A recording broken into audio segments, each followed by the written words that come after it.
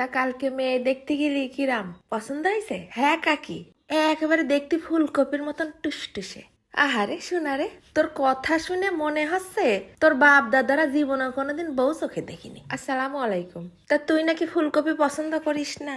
না কাকি, খাই, ভালো করে রানলে মজা হলে খাই। এখন তো খাবাই, বউ দেখতে ফুলকপির মতন, ফুলকপি খাবা না? তা এখন ফুলকপির তরকারি কিরাম জানি ঘাস লাগতেছে না, তাই একটা ফুলকপি কাটে ধুয়ে পানি ঝরাতে রেখে দিলাম। নিয়ে নিছি দুটো লবঙ্গ, আর হাফ চা চামচ জিরে, হাফ চা চামচ আস্ত ধইনে, আর অল্প কয়দানা কালো গোলমরিচ। এইবার দিচ্ছি মাত্র 2 এলাচ আর একটা দারচিনি, আর 6-7টা শুকনো ঝাল।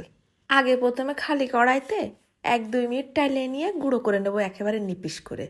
বাটা হয়ে গেলে গুঁড়ো মশলাটা আবার একটুখানি আলাদা করে তুলে একটা বাটিতে রেখে দিলাম। এইবার কড়াইয়ের মধ্যে দিয়ে দিচ্ছি বেশ কিছুটা সয়াবিন তেল। তার মধ্যে আগে দিচ্ছি 2-3টে শুকনো ঝাল ফোড়ন, আর বেশ কিছু রসুন কুচি ফোড়ন। যেই রসুনটা লাল লাল হয়ে আইছে, ফেলাই দিলাম 1 মুঠখানি পেঁয়াজ কুচি। পেঁয়াজ রসুন ভাজা হয়ে গেলে ফুলকপিটা দিয়ে দেব। তারপরে উপর দিয়ে ছিটিয়ে দিলাম বেশ কিছুটা নুন আর একটুখানি হলদির গুঁড়ো। এরপর নাড়ে চেড়ে মিশাই নেব। তার নাড়তি মেলা কষ্ট হচ্ছে, তাই এবার কড়াইটা পাল্টাই নিলাম। এই প্রথম দিকেই আগে একটুখানি গুঁড়ো মশলাটা ফুলকপির উপরে ছিটিয়ে দেবো। এরপর মশলাটা নাড়ে চেড়ে ফুলকপির সাথে মিশাই নিয়ে ঢাকে রেখে দেবো সিদ্ধ হতে লাগুক।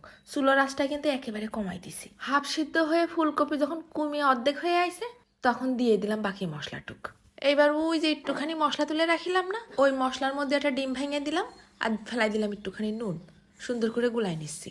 এবার ওই ফুলকপি যখন 80% সিদ্ধ হয়ে গেছে, তখন উপর দিয়ে ডিমটা ঢালে দিয়ে ঢেকে দিলাম। ঢাকনা খুলে নাড়াচাড়া করে ভাজা ভাজা করে নেবো কিছুক্ষণ। শেষমেশ আবার দিয়ে দিলাম বেশ কিছুটা ধনে পাতা কুচি। হয়ে গেছে আমার ফুলকপির বট ভাজি। কি যে একটা ঘিরান আর স্বাদ! ওফ!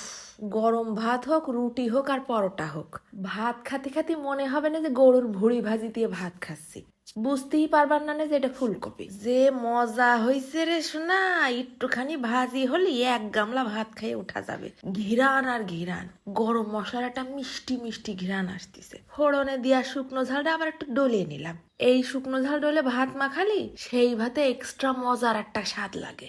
আর ফুলকপি তো সব তাপেই গলে গেছে। ভাতের সাথে মাখানোর পর কালার দেখিস ভাতের, ভাত খেতে ইচ্ছা ইচ্ছা করবে।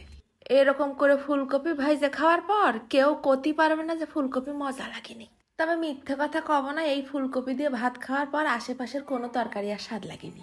মনে হচ্ছে শুধু খাতেই থাকি খাতেই থাকি। ফুলকপি ঘাস লাগতেছে, কোনো ব্যাপার না, এইরকম করে ভাইজে খেয়ে ফেলাই দাও। বাচ্চা থেকে বুড়ো সব আঙুল সাইটে পুটে কামড়ায় কামড়ায় খাবে না। এইরকম করে রাইন্দে খাইয়ে দেখবা আর আইসে কমেন্টে কবা যে কিরকম লাগিছে। আজকে আমি খাতে খাতেই চলে গেলাম। ধন্যবাদ।